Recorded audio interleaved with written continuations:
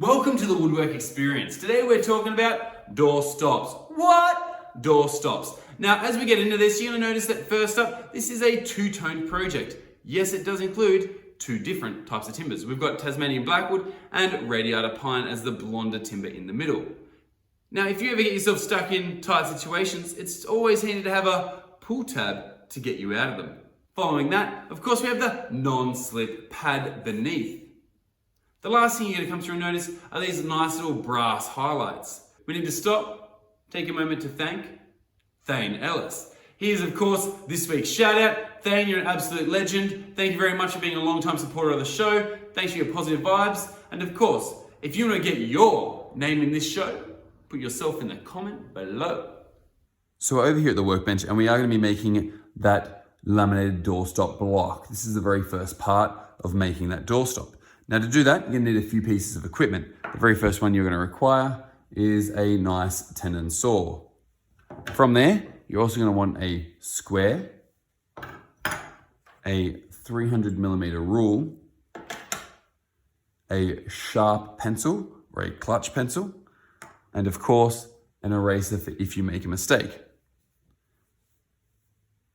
The stock we're going to be using today is going to be 28mm wide. And for your veneers, in this case, I've got a 5mm veneer of Tasmanian blackwood, and then I'm using 12mm thick radiata pine. We do have to go through and prep these pieces. Now, to set this up, the very first thing you'll notice is that they are 120mm in length. We do have to cut one more piece, I do today, and so this process is going to go as follows.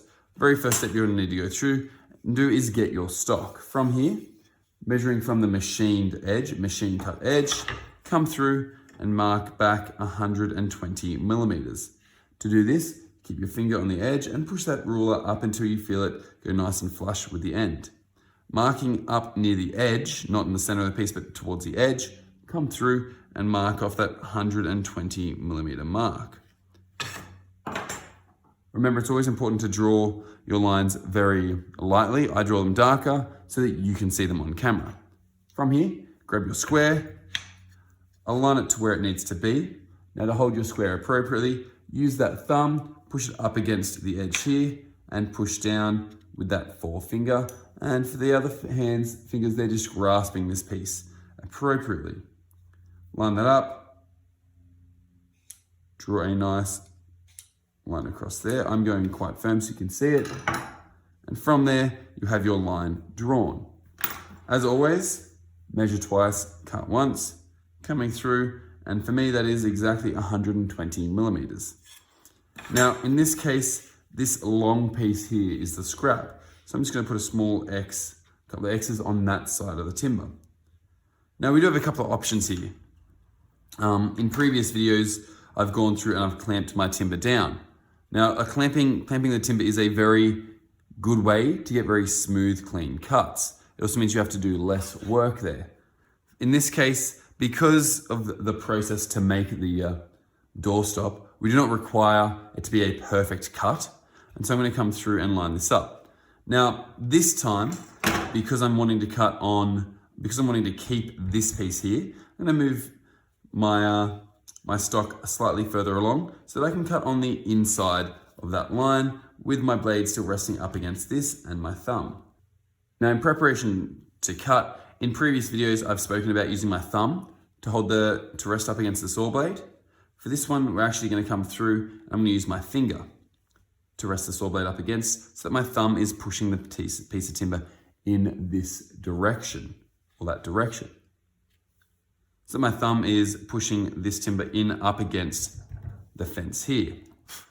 Now, as mentioned before, we want to come through and we want to hold this saw in a gun-like position. Pew, pew, pew. Wrap those three fingers around. This finger comes down in a nice gun-like position, resting along the handle, and then the thumb wraps around the back. From here, set this up, use your finger right up against to hold the saw blade, and line that up where you need it to be, and pull back 3 times. 1, 2, and 3. After you've done your 3 pullbacks, go ahead and saw the rest of the way. You always want to make sure when you're doing that to be going the entire way along your saw so that you're not going to just blunten a small section of your tenon saw. After you've gone through and cut your very first piece, go through and cut another 2 pieces of pine. Then you can have your accent pieces. Now you can either choose between having a combination of 3 pieces of 12mm pine and 2 pieces of accent timber, or you could switch the other way around, have 3 accent pieces. It's not a huge concern either way. What you want to go through and do though is make sure that you create a nice aesthetic pattern by layering them like this.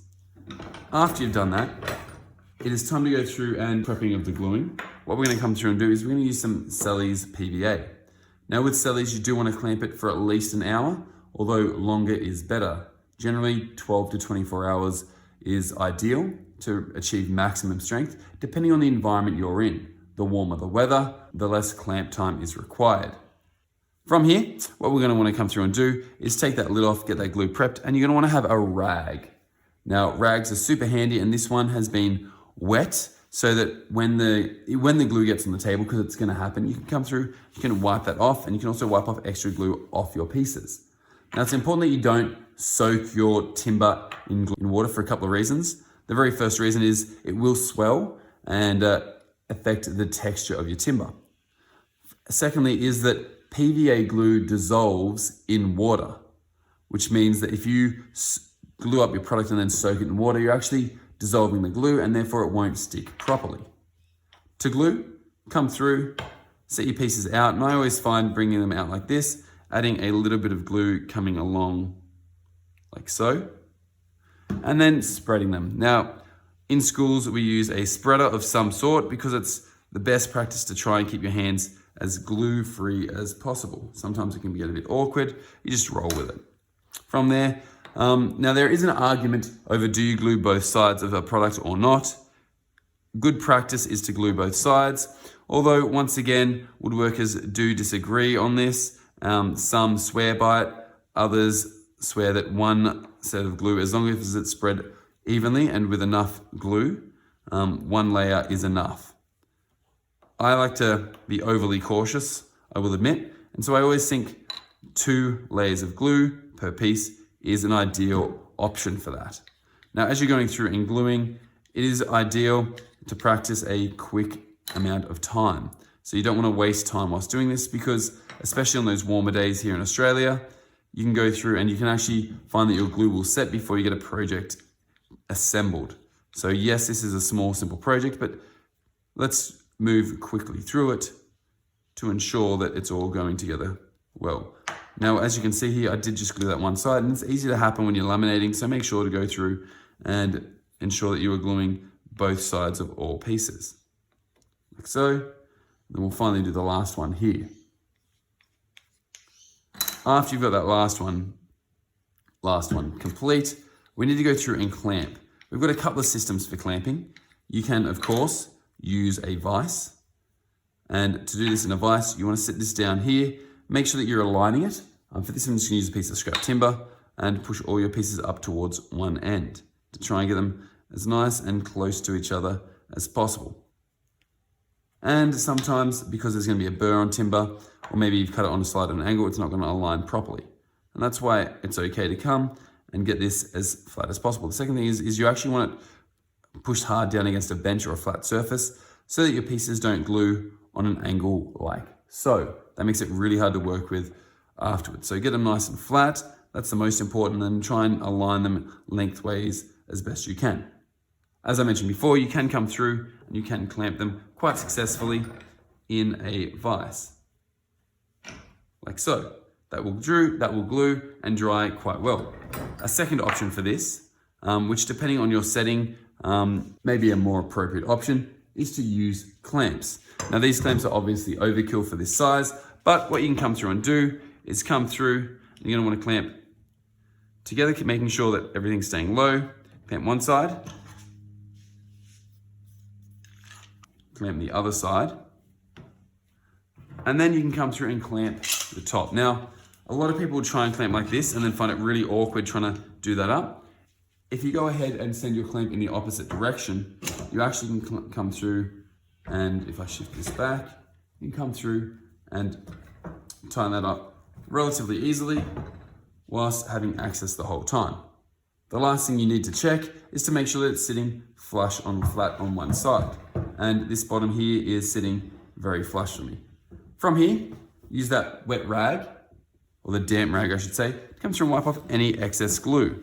You never ever want to leave excess glue on a product when you can remove it, because it will sometimes get into the pores of the timber and stain that timber depending on the glue. Wipe off your bench as well before going through and wiping off any extra glue that you have lying around there. From there, you're gonna go ahead and leave that for a minimum of half an hour before unclamping. I'll see you in the next episode of the Woodwork Experience.